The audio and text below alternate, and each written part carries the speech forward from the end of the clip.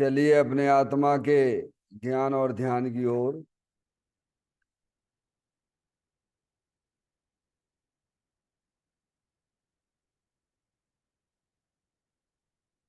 अपने चंचल मन को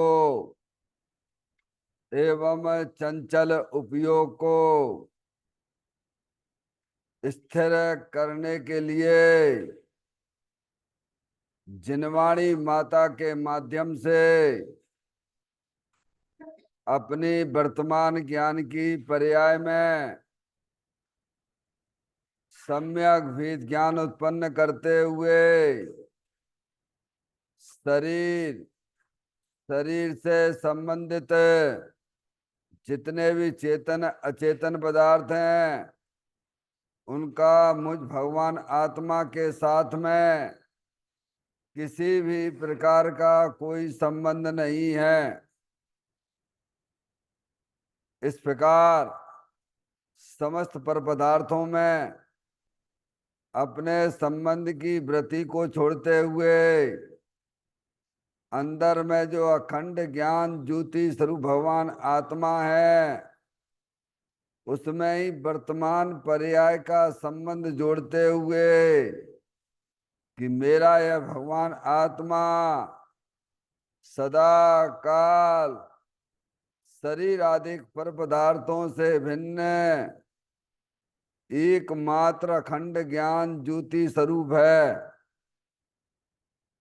ऐसा अपने आप को जानो और ऐसा ही अनुभव करो कि वर्तमान में ही मेरा यह भगवान आत्मा शरीर आदि पर पदार्थों से भिन्न एकमात्र अखंड ज्ञान ज्योति स्वरूप ही है।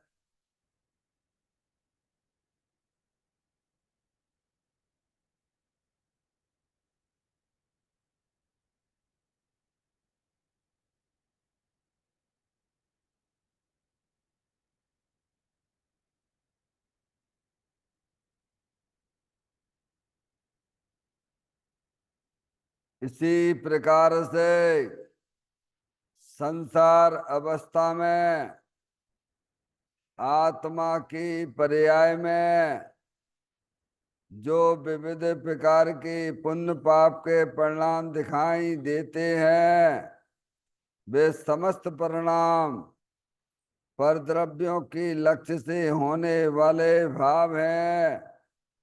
वे हमारे आत्मा का स्वभाव नहीं है। ऐसे समस्त रागादिक परिणामों में एकत्व बुद्धि, ममत बुद्धि, कर्तृत्व बुद्धि, भोक्तत्व बुद्धि तथा उन रागादिक परिणामों की ज्ञाता बुद्धि को भी छोड़ते हुए अंदर में जो अखंड ज्ञान ज्योति स्वरूप भगवान आत्मा है जो कि सदा काल शरीर रागादिक से भिन्न पूर्ण निराकुलता स्वरूप है। ऐसा अपने आप को जानो और ऐसा ही अनुभव करो कि वर्तमान में ही मेरा यह भगवान आत्मा शरीर रागादिक से भिन्न पूर्ण बीतराग आनंद मूर्ति स्वरूप है।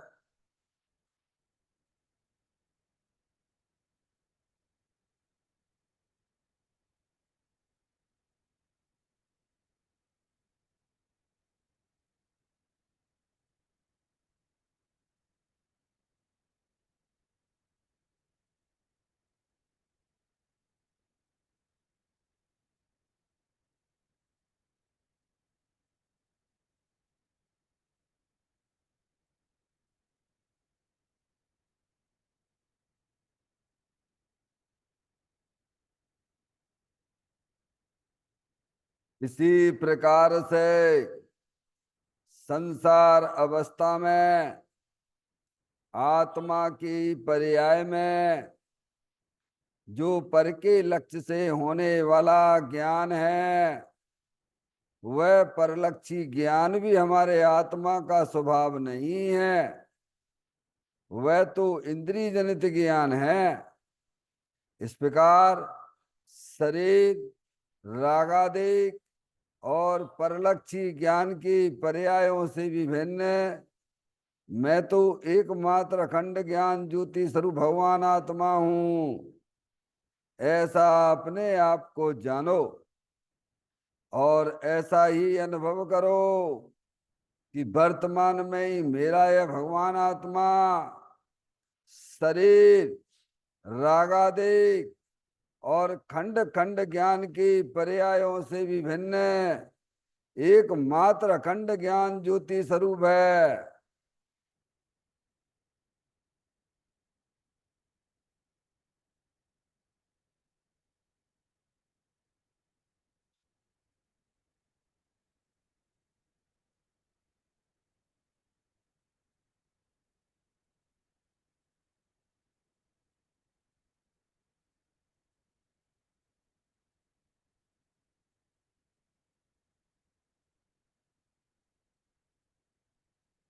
द्रव कर्म भाव कर्म नौ कर्म रहित शुद्धात्म स्वरूपो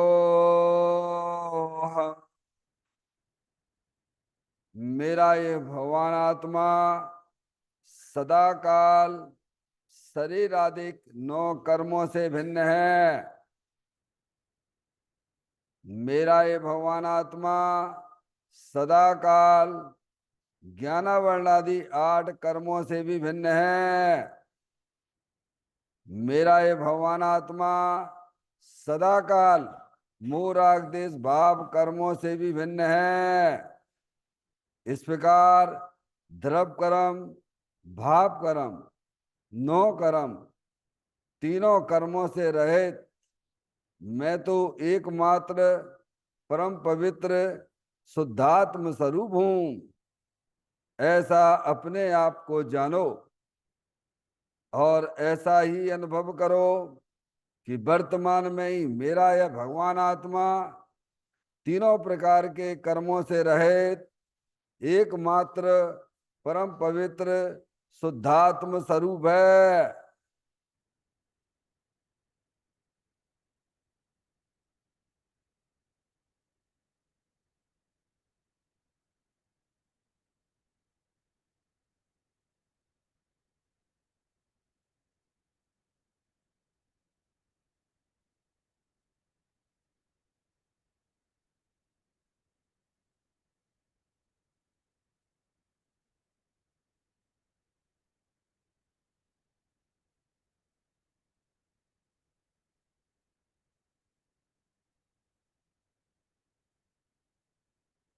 ओम नमः सिद्धेभ्य। ओम नमः सिद्धेभ्य। ओम नमः सिद्धेभ्य। चिंतामणि समस्वयं का चैतन्य तत्व महान है। निज का करूं मैं चिंतवन, निज का करूं श्रद्धान में। शुद्धा तुम्हारी देव है जो गुण अनंत निधान है। मैं स्वानुभव में देख लूं आत्मा स्वयं भगवान है। मैं स्वानुभव में देख लूं आत्मा स्वयं भगवान है। भिमण जान परेठिया कम कलंक डेवी अप्पा लद्दऊ जैन परूं ते पर मप्पड़ बेबी। सब कर्म मल्लिका नाश कर वरु प्राप्त कर निजो आत्मा। जो लीन निर्मल ध्यान में नम कर निकल परमात्मा, सब नाश कर घन गाति अरवरे, हंत पद को पालिया, कर नमन उन जिन देव को, यह काव्य पथ अपना लिया।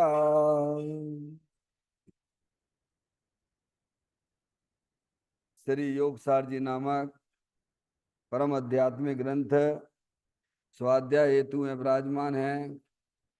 आज से 1400 वर्ष पहले इस महान पवित्र ग्रंथ की रचना दिगंबर संत योगेंद्र महाराज जी हुए हैं।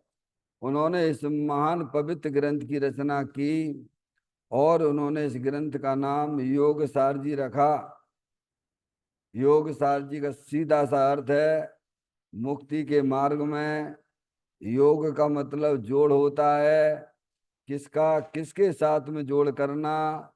तो अरिहंत परमात्मा कहते हैं कि अपनी वर्तमान शुद्ध ज्ञान की पर्याय का अंदर में जो अपना त्रिकालिक ध्रुव भगवान आत्मा जो सदा काल द्रव्य कर्म भाव कर्म नो कर्म से रहित एकमात्र अखंड ज्ञान ज्योति स्वरूप है।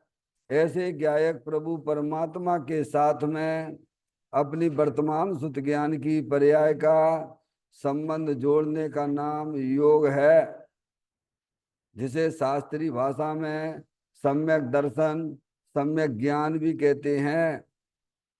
और चेतन भगवान आत्मा में ही अपनी वर्तमान पर्याय को मग्न कराना, लीन करना, स्थिर करना, उसे सार कहते हैं, यानी सम्यक चारित्र कहते हैं। तो योग सार क्या हो गया? सम्यक दर्शन, सम्यक ज्ञान, सम्यक चारित्र वाली निर्मल पर्याय, पवित्र पर्याय जो अपने आत्मा के आश्रय से प्रकट होती है, इसे यहाँ योग सार कहते हैं। देखिएगा, योग सार ग्रंथ के माध्यम से हम और आप यहाँ पर 53वें नंबर की गाथा का स्वाध्याय चल रहा है, जिसकी आज अंतिम चर्चा के बारे में भी विचार करेंगे। इस गाथा में दिगंबर संत हमें यही समझाना चाहते हैं कि आत्मज्ञान बिना शास्त्र पाठ निष्फल है। निष्फल यानी बेकार है। निष्फल का मतलब क्या है? बेकार है। किसके बिना? आत्मज्ञान। आत्मज्ञान का मतलब क्या लेना? आत्मज्ञान का मतलब अपने आत्मा का अनुभव लेना, अपने आत्मा का ज्ञान लेना, अपने आत्मा का श्रद्धान लेना, अपने आत्मा की रमणता लेना। पूरा शास्त्र ज्ञान नहीं। पूरा शास्त्र ज्ञान तो बेकार है। क्या कहा? शास्त्र ज्ञान के द्वारा अपने चेतन भगवान आत्मा का परिचय कर लेना। शास्त्रों के द्वारा ही अपने आत्मा का परिचय होता है। समझ में आया? लौकिक की जितनी भी पढ़ाई है वे सब अपने आत्मा को भूलने की हैं। वो ज्ञान ज्ञान ही नहीं है वास्तव में। यहाँ तो कह रहे हैं कि शास्त्र के द्वारा जिसने अपनी आत्मा का ज्ञान किया लेकिन अपने आप को आत्मा रूप अनुभव नहीं करता है, वह शास्त्र ज्ञान भी उसका निष्फल है, बेकार है। समझ आप? लौकिक पढ़ाई में तो उपयोग अशुभ में जाता है, शास्त्र पढ़ने से उपयोग शुभ में जाता है। समझ में आए? क्योंकि उसमें अपनी आत्मा का परिचय मिलता है, कसाई की मंदता होती है। समझ में आया? और उस कसाई की मंदता का फल तो देव गति और मनुष्य गति है, भगवान ने कहा है। और अशुभ भाव का फल क्या है? लौकिक पढ़ाई पढ़ने से क्या है उसका फल? कहते अशुभ भाव है वो तो। और उसका फल क्या है? उसका फल त्रियंच गति और नरक गति है। डॉक्टर साहब, शास्त्र पढ़ने से अपने आत्मा का ज्ञान होता है कि उसमें आप बुद्धि लगाते हो तो आपकी कसाई की मंदता होती है, उसमें शुभ भाव होगा। समझ में आया भैया? उससे आपको देव गति मिलेगी और मनुष्य गति मिल जाएगी। समझ में आया भैया? चारों गतियों का जो है बंटवारा हो गया। और दोनों ही जो है परलक्षी भाव है। लौकिक ज्ञान भी परलक्षी भाव है और जनवाणी के द्वारा जो शास्त्र का अपने आत्मा का परिचय किया जा रहा है वह ज्ञान भी एक प्रकार से परलक्षी भाव है। शुभ अशुभ भाव जो सब परलक्षी भाव हैं, और उनका फल क्या है? 4 गति 84 लाख योनियों में परिभ्रमण करते रहना है। शास्त्र के द्वारा तो आत्मा का ज्ञान करके अपने आप को चैतन्य स्वरूपी भगवान आत्मा देखना, जानना, अनुभव करना, तो कार्यकारिणी है। नहीं आई समझ में डॉक्टर साहब? भाई लौकिक पढ़ाई अपन ने पढ़ी, काय के लिए पढ़ी? कि उस विषय में पास हो जाए अच्छी तरह से, और क्या है? समझ में? तो काम की है। नहीं, पढ़ती रहो पढ़ती रहो पढ़ती रहो पढ़ती रहो, ना तुम इंजीनियर बन पाए, ना डॉक्टर बन पाए, ना सीए बन पाए। तो ऐसी पढ़ाई किस काम की है? समझ में? ऐसे ही कहते हैं कि आप यहाँ आते हो, देवसार गुरु आपके पुण्य के उदय से मिले हैं। समझ में आया भैया? आपके ही पुण्य के उदय से मिले हैं मिले हैं। तो शास्त्र से कि अपनी आत्मा का परिचय करिए आप। अब परिचय तो कर लिया डॉक्टर साहब, ये शुभ भाव है। अब क्या करना परिचय करके? वो सारभूत जो वस्तु बताई है जिनेन्द्रिय परमात्मा ने, उस रूप अपने आप को देखो, उस रूप अपने आप को अनुभव करो, तो कार्यकारिणी है। नहीं तो वो जो है आपका सब कैसा है? लौकिक पढ़ाई जैसा ही है। लौकिक पढ़ाई पढ़ने से त्रियंच गति और नरक गति में जाते हैं, और शास्त्र की पढ़ाई करने से शुभ भाव हो जाते हैं। और उसमें भी अगर आपने दूसरा लक्ष्य रखा आत्म कल्याण के बिना, तो वो भी आपका कहाँ जाओगे भैया? अशुभ भाव में चले जाओगे। उसमें भी इंटेंशन अगर गलत हो गया, शास्त्र पढ़ते समय हम लोगों को सुनाएंगे, बताएंगे क्या, समझ आप? तो वे भी अपना कल्याण करेंगे, ऐसी भावना है तो शुभ भाव है। डॉक्टर साहब, तो वो शुभ भाव में चला जाएगा। और उससे क्या करेंगे? अपनी आजीविका चलाएंगे। क्या करेंगे? नहीं आई समझ में? लोग मेरे को जानेंगे। समझ गए नहीं आप? तो वो तो जो है फिर अशुभ भाव में जाएगा। ग्रंथों में लिखा हुआ है, समझ गए? शास्त्र पढ़ के पैसे कमाने का वो जो परिणाम है, समझ गए, वो सब अशुभ भाव में जाएगा। इसीलिए यहाँ ये कहते हैं कि शास्त्र के द्वारा अपने आत्मा का ज्ञान करना, अपना परिचय करना, और अपने आप को आत्मा रूप अनुभव करना, तो वो शास्त्र के द्वारा आत्मा का ज्ञान हुआ, अनुभव हुआ, वो तो कार्यकारिणी है। वो तो मुक्ति का कारण है। काय का कारण है डॉक्टर साहब? मुक्ति कारण है। अपने आप को शास्त्र, पहले यहाँ आना, दिनवाणी माता के द्वारा शास्त्र से अपना परिचय करना। परिचय करके तर्क युक्ति न्याय उसमें सब लगते हैं। समझ गया? कोई चीज बाजार में आप मार्केट में खरीदने जाते हो, बोलो अपना ज्ञान लगाते हो कि नहीं लगाते हो, अपनी बुद्धि लगाते हो कि नहीं लगाते हो? हैं? ऐसे ही तो नहीं उठा के ले आते हो डॉक्टर साहब। पूरा निर्णय करके लाते हो नहीं लाते हो? अब यहाँ भी आप आए, जिनवाणी माता से अपनी आत्मा का परिचय ले रहे हो, तो पूरी तरह निर्णय करो भैया। भगवान कह रहे हैं, अब चेतन भगवान आत्मा तो अरूप ही है, अनंत शक्तियों से भरे लो भगवान आत्मा है। ये शरीर है, ये जड़ है, अनंत पुद्गल परमाणुओं का पिंड है। ये भगवान कहते हैं, अनादि अनादि से कहते चले आ रहे हैं, अनंत काल हो गए, जितने भी तीर्थंकर हुए हैं सब एक, यानी एक ही जैसी बात करते, एक ही जैसी बात करते। ये शरीर जड़ है, मुर्दा है, माटी धूल है, शमशान की राख है। क्या? इसमें चेतन का बिल्कुल भी अंश नहीं है। अंदर एक कर्मों की रचना है, 8 कर्मों की रचना है, द्रव कर्म है, वे भी जड़ है। डॉक्टर साहब, अनादिकाल से ही सब तीर्थंकरों की वाणी खिरती चली आ रही है। समय में आए वे भी सब एक जैसी बात, जो जितने भी होंगे और सब एक ही बात करेंगे, क्योंकि वस्तु स्वरूप तो एक जैसा ही है ना भगवान। वो कोई बदलता है? अरे मिश्री मीठी है तो मीठी ही कहेंगे सब, उसे कौन खारा कहेगा? समझ गए? ऐसे ही अपना भगवान आत्मा जो वस्तु है, वो सदा काल शरीर से भिन्न है, सदा काल कर्मों से भिन्न है, सदा काल रागादिक परिणतियों से भी भिन्न है। देखो आपके तो चित्र में लिखा, देखिए आप। अंदर अरूप की चेतन भगवान आत्मा जलल ज्ञान ज्योति स्वरूप है, सुख शांति के भंडार स्वरूप वस्तु है। ऐसा ज्ञान करना पहले, समझ में आया? निर्णय करना तर्क से, युक्ति से, न्याय से, आगम से। और फिर क्या करना? काय के लिए किया ये? बोलो। आचार्य कुंकुन देव ने क्या कहा? 5वें नंबर का था समय सारजी में, मेरे निज वैभव का जन्म। निज वैभव का जन्म यानी क्या? सम्यक दर्शन ज्ञान चारित्र वाली निर्मल पर्याय की उत्पत्ति, वह जन्म कहलाता है। निज वैभव, निज वैभव। अब जे वैभव को कौन जानता है? ये तो है जनवाणी माता के पास आएगा, सुनेगा भाई साहब तुम्हारा वैभव कौन सा है डॉक्टर साहब?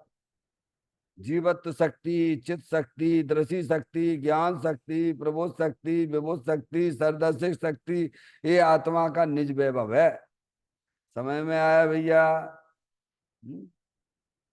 इस वैभव का परिचय किया, फिर परिचय करके क्या करना? आत्म सन्मुख होके अपनी पर्याय को लाइए, है समय स्वभावलंबन में आ जाइए, आनंद ही आनंद होने लग जाएगा, यहाँ बैठी बैठी आनंद होने लग जाएगा। क्योंकि जब आनंद स्वरूप वस्तु से आपकी पर्याय संबंध जोड़ेगी तो पर्याय में आनंद आएगा कि नहीं आएगा? बोलो भगवान। अतीन्द्रिय आनंद जो तुमने आज तक अनादिकाल से न चखो है।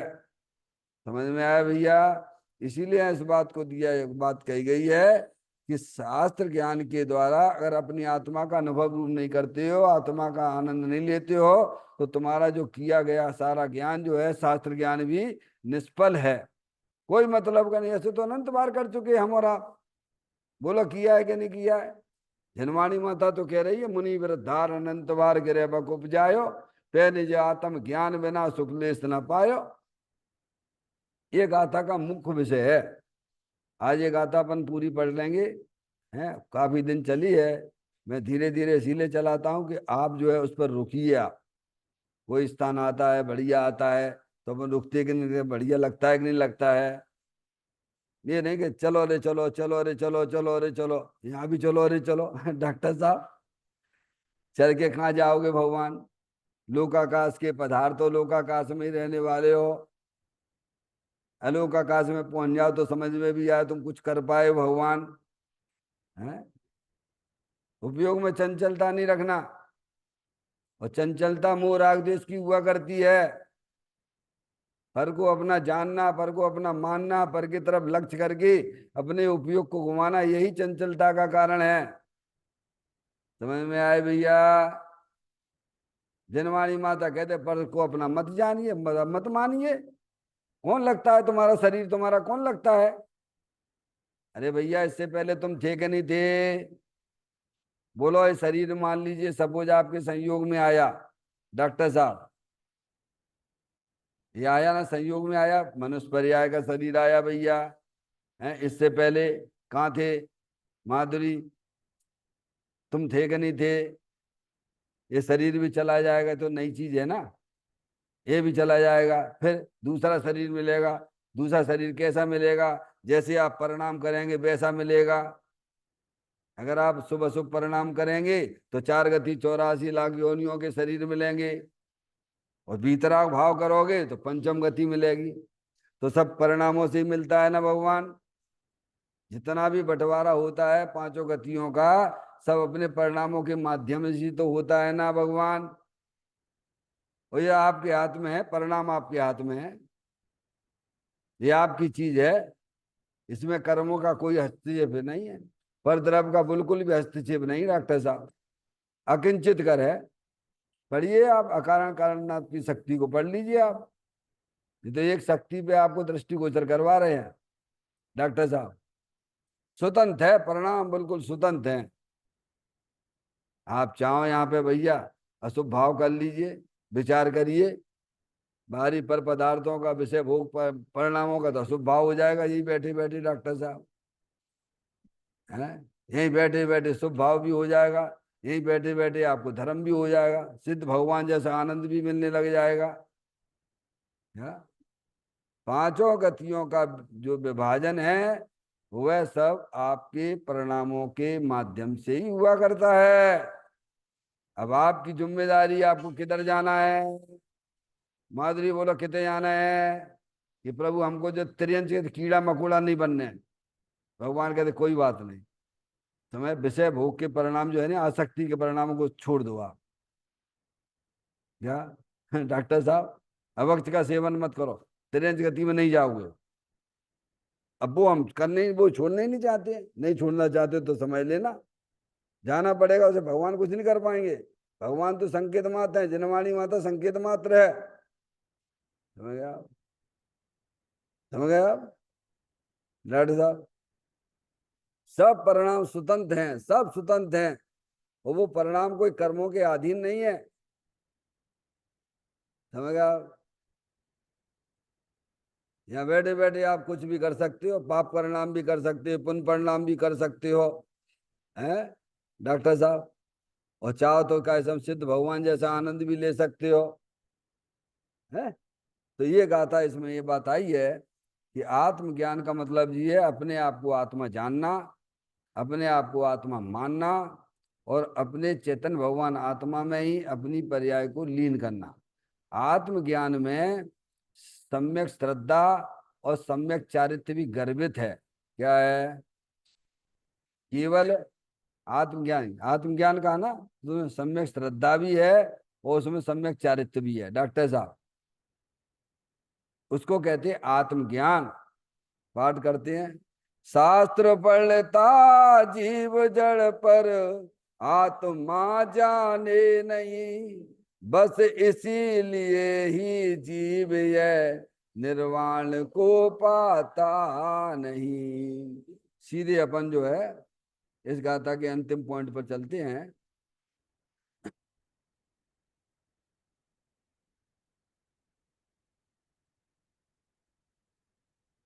अनेक जीव शास्त्र वाँच कर, विद्या प्राप्त कर अभिमान करते हैं, परंतु भाई तेरी यह विद्या हजारों मनुष्यों को समझाने की शक्ति युक्त है, तथापि तेरे आत्मा को कुछ भी लाभकारी नहीं है। ख्याति पूजा आदि प्राप्त करने के लिए ही शास्त्र पढ़ता है, आत्मानुभूति प्राप्त करने का प्रयत्न करता नहीं तो उसका जीवन निष्फल है। विपरीत प्रयोजन के कारण शास्त्र ज्ञान संसार वृद्धि का कारण बन जाता है और स्वयं निर्वाण मार्ग से दूर होता जाता है। मुझे सब कुछ आता है, ऐसे अभिमान से समकित के लाभ से वंचित रह जाता है। डॉक्टर साहब, अनेक जीव, अनेक जीव, अनेक जीव हैं, ऐसे है ना, बहुत सारे जीव है ना डॉक्टर साहब, अनेक जीव। समझ ना आप? दिगंबरों में, या फिर जो परिवर्तन किया उन्होंने यहाँ के दिगंबर आमनाय में आके, समझ गए आप? सब जीव है ना। आत्मा ना तो दिगंबर होता है, ना श्वेतांबर होता है, समझ गया? ना स्थानकवासी है, ना तेरापंथी है, ना हिंदू है, ना मुसलमान है। समझ में आया डॉक्टर साहब? जीव है, समझ गए आप? अब जो आ जाए यहाँ पर, अब उनकी बात करते हैं। अनेक जीव शास्त्र वाँच कर, डॉक्टर साहब, शास्त्र वाँच कर विद्या प्राप्त कर अभिमान करते हैं। क्या करते हैं? आ गया अभिमान डॉक्टर साहब? अब लक्ष्य उसका जो है अभिप्राय पहले से ही घड़ा उल्टा रखा ना, अभिमान पे क्यों चढ़ गया है जी? भाई तुम आए थे मंदिर में, काय के लेना आए थे बोलो? पंडिताई करने के लेना आए थे का? क्या प्रयोजन था तुम्हारा डॉक्टर साहब? प्रयोजन भूल गया ना? आत्म कल्याण की दृष्टि से आए थे, समझे? तो प्रयोजन, तो फिर आपका लक्ष्य भी सही जाएगा, तो आपका उपयोग भी उसी दिशा में काम करेगा। और हम तो भाई लोगों को सुनाएंगे, बताएंगे, हम भी बढ़िया पंडित बनेंगे, विद्वान बनेंगे, हमारा भी नाम होगा। क्या डॉक्टर साहब? इस बुद्धि से आए तो फिर आपका उपयोग उधर ही उधर भागेगा। क्या भागेगा? भाई आप शास्त्र सुनने आए हो, शास्त्र पढ़ने आए हो, काय के लेना आए हो? पहले अपना प्रयोजन सिद्ध, पहले प्रयोजन रखिए आगे। मैं तो आत्म कल्याण की दृष्टि से आया हूं।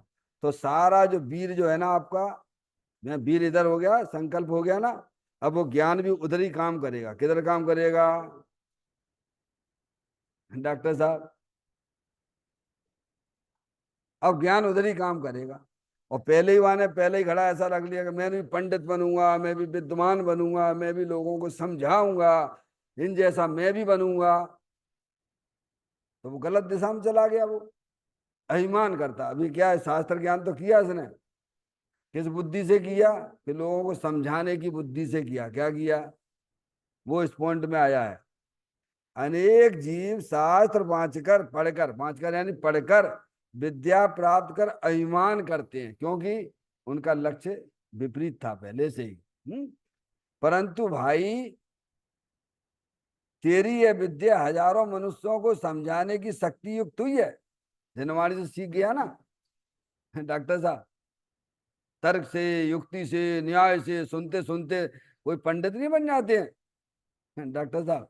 जैसे आपके अंडर में कोई जो है, डॉक्टर के अंडर में कोई अनपढ़ व्यक्ति रहे, तो वो भी क्या हो जाता है वो भी लिख देता। डॉक्टर साहब नहीं हो तो वह बता भी देगा, सुनते सुनते है, पढ़ते पढ़ते, देखते देखते सब है ना, तो वो भी एक आध दवाई लिख देगा।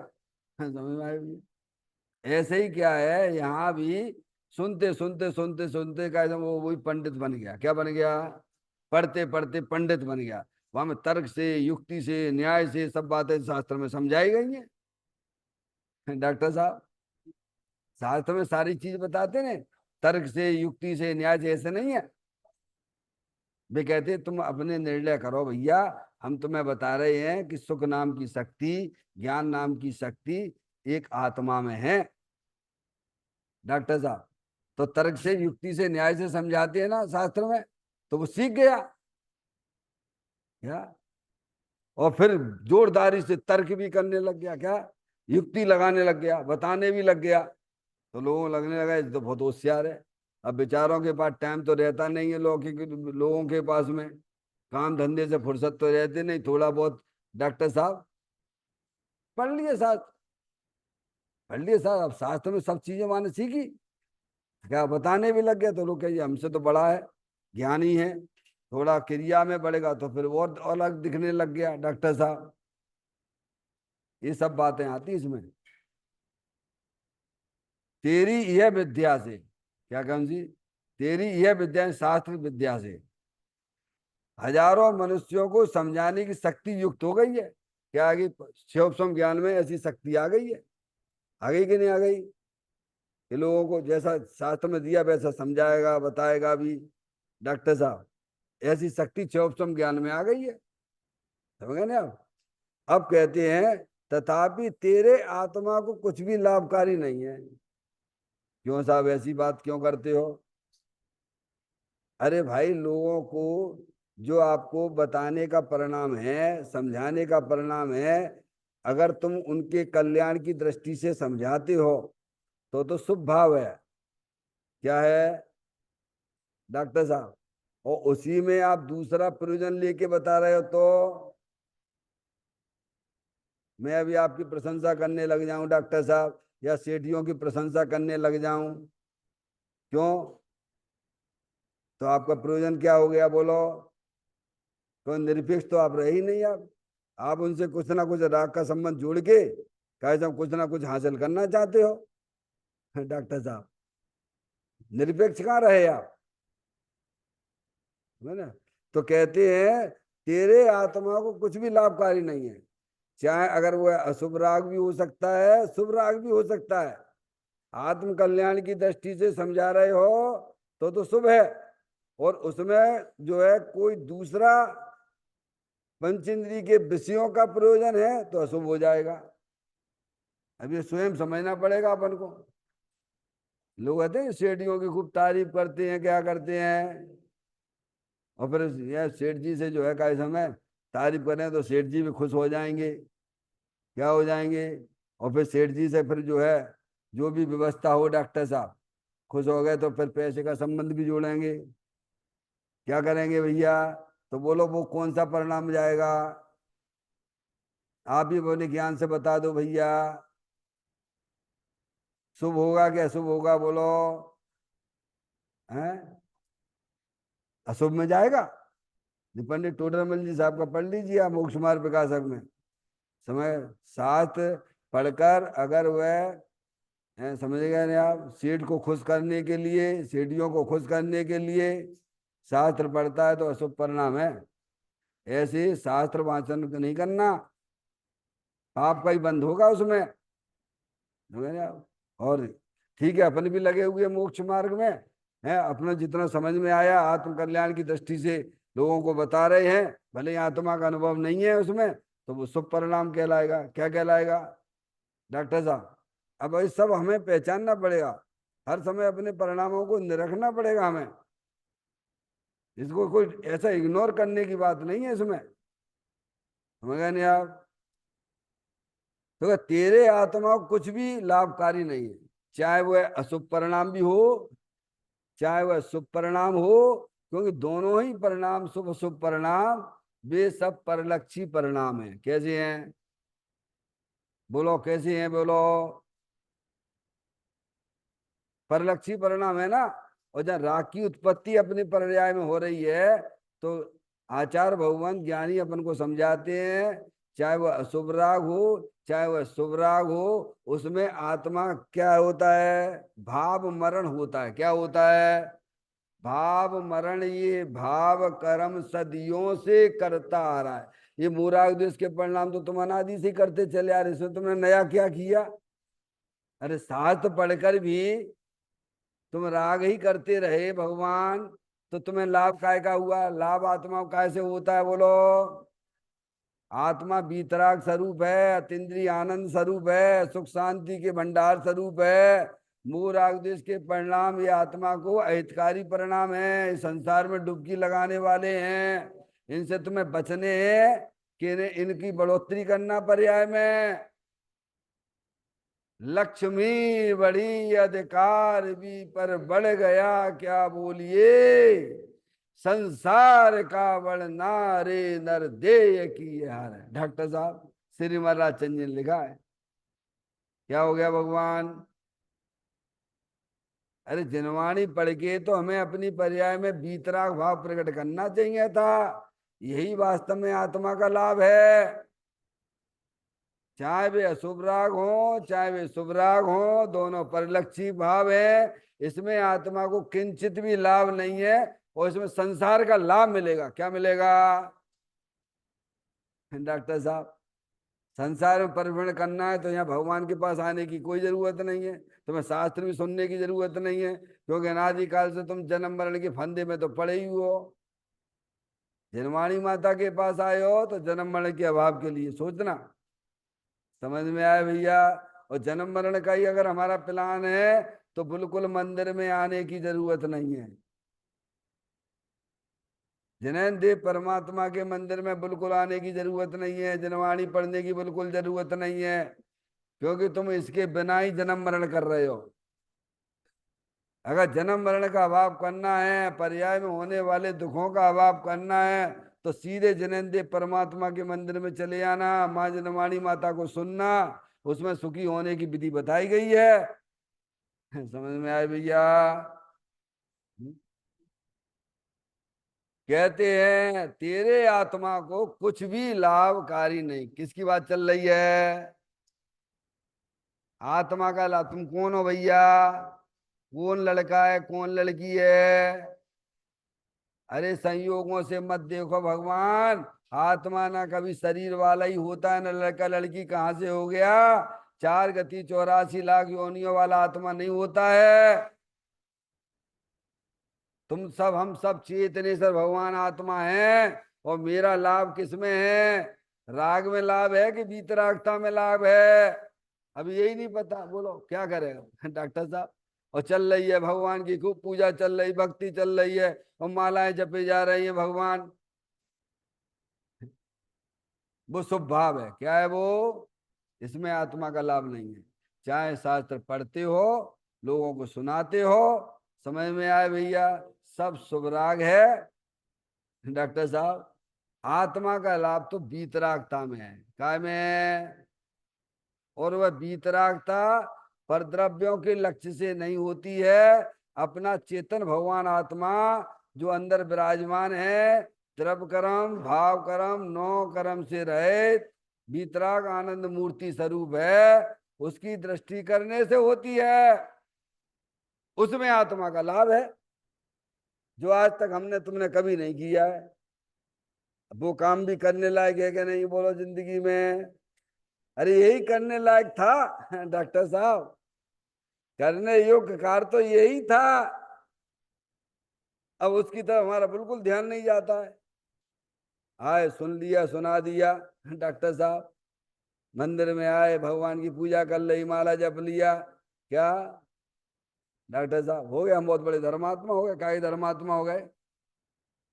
धर्मात्मा भगवान ने कहा अंदर बीतराग रूप परिणामों में बीतराग परिणाम प्रकट करना, अंतर्मुख होके अपने चेतन भगवान आत्मा का अवलंबन लेना, उसका स्पर्श करना, तभी बैठे बैठे यहाँ पर बैठे बैठे बैठे बैठे यहीं पर सिद्ध भगवान जैसा आनंद मिलने लग जाएगा। जब ही जिए आत्म जाने तब ही उसी समय डॉक्टर साहब, उसी समय इसी समय बात आती समझ में। दिगंबर ग्रंथों की बातें हैं, कह तेरे आत्मा को कुछ भी लाभकारी नहीं है। दूसरों तर्क करे युक्ति करे नाना प्रकार के समझाए, वहां से क्या हो जाएगा? जो समझते ही नहीं है, इतनी देर हम समझा रहे हैं। अरे तुम्हें समझे तो समझे, ना समझे तो ना समझे, तुम्हें क्या लेने देने भगवान? वो समझेगा तो अपना कल्याण करेगा, तुम क्यों जिद करते हो भगवान? डॉक्टर साहब हमारा कोई सुनने ही नहीं आता है। अरे आ जाएगा तो तुम कौन से निहाल हो जाओगे भगवान? आएगा तो वो अपना कल्याण करेगा भैया। हैं? आत्मा का लाभ तो वीतराग परिणति में है, शुभ अशुभ राग में आत्मा का अकल्याण है। तो कि तेरे आत्मा को कुछ भी लाभकारी नहीं है, यहाँ शुभ भाव को इतना निषेध किया गया है। डॉक्टर साहब एक लाइन तो खींच लो अपने शुद्ध ज्ञान की पर्याय में, कि हमारा है हर चीज की लाइन खींचे बैठे हैं कि नहीं बैठे हैं? डॉक्टर साहब हमने अपने घर की लाइन खींच के बैठी, ये घर मेरा है, कौन सा? गुरु कृपा नगर में। डॉक्टर साहब आपने खोल के ये कालाई नगर चौराहे पे ये मेरा मकान है, तो उधर ही पग बढ़ते हैं कि नहीं बढ़ते हैं? तो ऐसे भी अपना घर का यहाँ की लाइन तो खींच लो शुद्ध ज्ञान की पर्याय में, कि मेरे काय में लाभ है, मेरा घर कौन सा है भगवान, मैं अनादिकाल से क्या कर रहा हूँ, मूर्खताई के धंधे कर रहा हूँ कि नहीं कर रहा हूँ? अभी भी पर कई लक्ष्य हमारे ज्ञान में चलता रहता है, इतना शास्त्र पढ़ने के बाद भी समझ में नहीं आती है। समझ में आई डॉक्टर साहब? अपने आत्मा से पूछो, अपने आप परिणामों से पूछो कि हमारी गाड़ी किधर चल रही है, संसार मार्ग में चल रही कि मोक्ष मार्ग में चल रही है? भगवान ने तो बता दिया कि संसार मार्ग मूल राग देश की उत्पत्ति होना ही संसार मार्ग है, और बीतराग भाव की उत्पत्ति होना ही मोक्ष मार्ग है। समझ में आया भैया? इसीलिए बहिरंग दृष्टि सब तरह से छोड़ दीजिए, अंदर बीतराग भाव भगवान आत्मा विराजमान है, उसकी दृष्टि करो। तो क्या तेरे आत्मा को कुछ भी लाभकारी नहीं है, कैसा ही शुभ भाव क्यों ना हो, बढ़िया से बढ़िया शुभ भाव डॉक्टर साहब, ऊंचे से ऊंचा शुभ भाव हो तो क्या मिलेगा वैसे? तो तुम नौवे गिरी बैग तो जा चुके अनंत बार, बोलो जा चुके को नहीं जा चुके हो? डॉक्टर साहब मना करोगे जनवाणी माता के सामने क्या? जनवाणी माता के सामने आप मना करो, जनवाणी माता तो कहती तुम अनंत बार जा चुके हो, इतना बढ़िया शुभ भाव आपने किया। नौवे गिरवे गई हो अनंत बार, कितने बार? अब इससे और कौन सा बड़ा शुभ भाव करने जा रहे भगवान? इससे बढ़िया और क्या करना चाहते हो बताइए आप? और फिर लौट के वहीं घूम रहे, कहाँ गए? कोलू की बैल की तरह। डॉक्टर साहब जैसे कोलू कोई बांध देते नहीं, यहाँ पे पट्टा नहीं बांध देते हैं? वो ऐसे उसको उसको लगता कि मैं चल रहा हूँ। कोलू को बैल समझते बेटे? हैं कोलू बैल बैल होता है ना, सांड जो भी है, समझ गए ना आप? उसको यहाँ पे एक पट्टी बांध देते हैं यहाँ आंख के सामने, और जो है वो जो है गन्ने वाले रहते नहीं पुराने जमाने में, गन्ने गन्ने डालते मशीन में, कैसे वो चलाता रहता है डॉक्टर साहब, ये जो तेल निकालते हैं, तो वो उसको पट्टी बांध देते हैं और उसमें जो है ऐसे ऐसे घूमता रहता है।